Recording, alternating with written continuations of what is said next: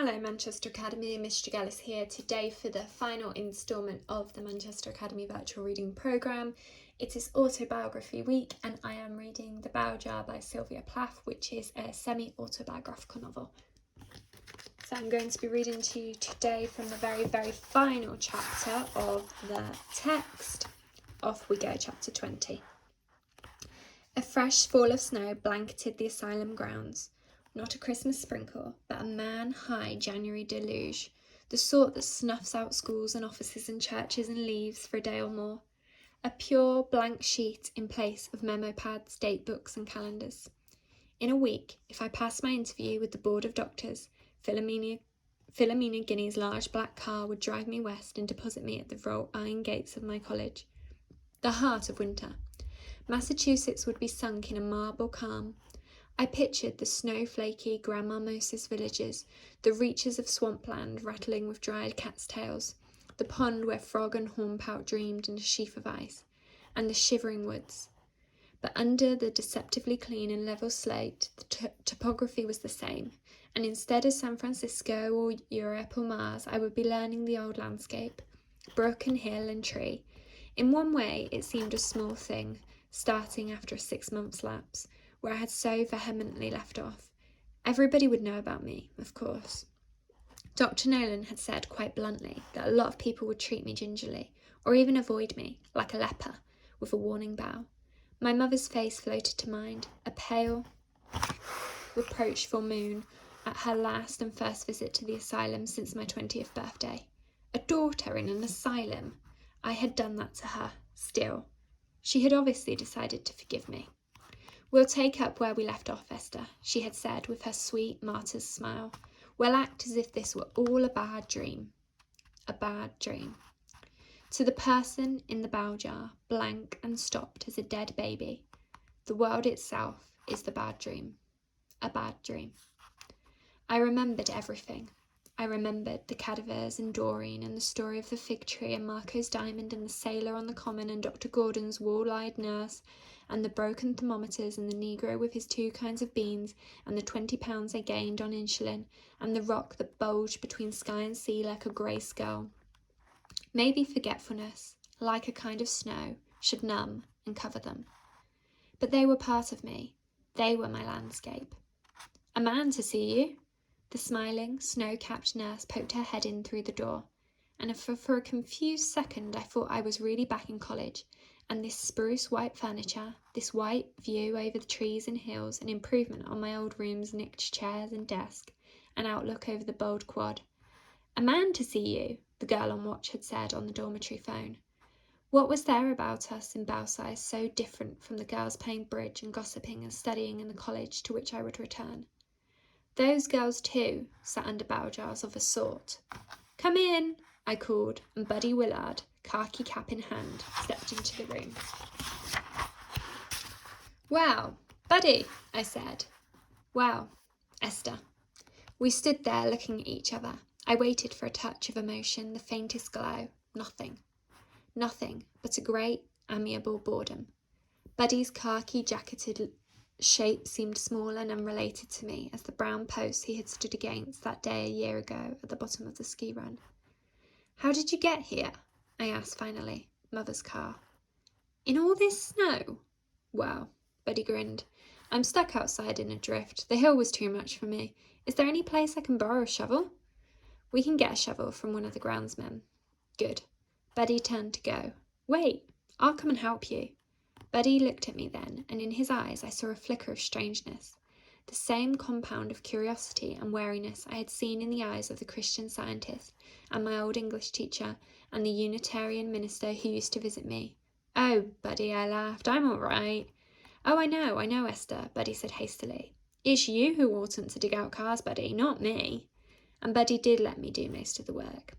The car had skidded on the glassy hill up to the asylum and backed with one wheel over the rim of the drive into a steep drift. The sun emerged from its grey shrouds of cloud, shone with a summer brilliance on the untouched slopes. Pausing in my work to overlook that pristine expanse, I felt the same profound thrill it gives me to see trees and grassland waist high under floodwater, as if the usual order of the world had shifted slightly and entered a new phase. I was grateful for the car and the snowdrift. It kept Buddy from asking me what I knew he was going to ask, and what he finally did ask, in a low, nervous voice at the Bow-size afternoon tea. Dee Dee was eyeing us like an envious cat over the rim of her teacup. After Joan's death, Dee Dee had been moved to Weimar for a while, but now she was among us once more. I've been wondering. Buddy set his cup in the saucer with an awkward clatter. What have you been wondering? I've been wondering. I thought you might be able to tell me something. Buddy met my eyes, and I saw, for the first time, how he had changed. Instead of the old, sure smile that flashed on easily and frequently as a photographer's bulb, his face was grave, even tentative, the face of a man who often does not get what he wants. I'll tell you if I can, Buddy. Do you think there's something in me that drives women crazy? I couldn't help myself. I burst out laughing, maybe because of the seriousness of Buddy's face and the common meaning of the word crazy in a sentence like that. Buddy pushed on. I dated Joan, and then you, and first you went, and then Joan. With one finger I nudged a cake crumb into a drop of wet brown tea. Of course you didn't do it, I heard Dr. Nolan say. I had come to her about Joan, and it was the only time I remember her sounding angry. Nobody did it. She did it. And then Dr. Nolan told me how the best of psychiatrists has suicide among their patients, and how they, if anybody, should be held responsible. But how they, on the contrary, do not hold themselves responsible. You had nothing to do with us, Buddy. You're sure? Absolutely. Wow, Buddy breathed. I'm glad of that. And he drained his tea like a tonic medicine. I hear you're leaving us. I fell into step beside Valerie in the little nurse-supervised group. Only if the doctors say yes. I have my interview tomorrow. The packed snow creaked underfoot, and everywhere I could hear a musical trickle and drip as the noon sun thawed icicles and snow crusts that would glaze again before nightfall.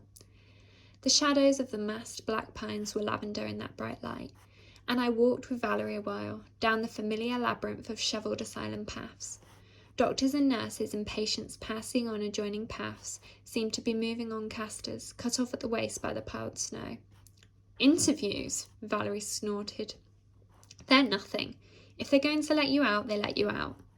I hope so. In front of Kaplan, I said goodbye to Valerie's calm, snow-maiden face behind which so little bad or good could happen, and walked on alone, my breath coming in white puffs even in that sun-filled air. Valerie's last, cheerful cry had been, "So long, be seeing you." Not if I know it, I thought, but I wasn't sure. I wasn't sure at all. How did I know that someday, at college in Europe, somewhere, anywhere, the bow jar, with its stifling distortions, wouldn't descend again? And hadn't Buddy said, as if to revenge himself for my digging out the car and his having to stand by, "I wonder who you'll marry now, Esther?" What?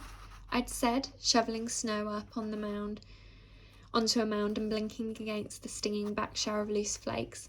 "I wonder who you'll marry now, Esther, now you've been..." And Buddy's gesture encompassed the hill and the pines and the severe snow-gabled buildings breaking up the rolling landscape. Here. And of course, I didn't know who I would marry now that I'd been where I had been. I didn't know at all. "I have a bill here, Erwin." I spoke quietly into the mouthpiece of the asylum payphone. In the main hall of the administration building, at first I suspected the operator at her switchboard might be listening. But she just went on plugging and unplugging her little tubes without batting an eye. "Yes," Erwin said. "It's a bill for $20 for emergency attention on a certain date in December and a checkup a week thereafter." "Yes," Erwin said. "The hospital says they're sending me the bill because there was no answer to the bill they sent you." All right, I'm writing a check now. I'm writing them a blank check." Erwin's voice altered subtly. "When am I going to see you? Do you really want to know?" "Very much." "Never," I said, and hung up with a resolute click. I wondered briefly if Erwin would send his cheque to the hospital after that, and then I thought, of course he will. He's a mathematics professor. He won't want to leave any loose ends. I felt unaccountably weak-kneed and relieved. Erwin's voice had meant nothing to me.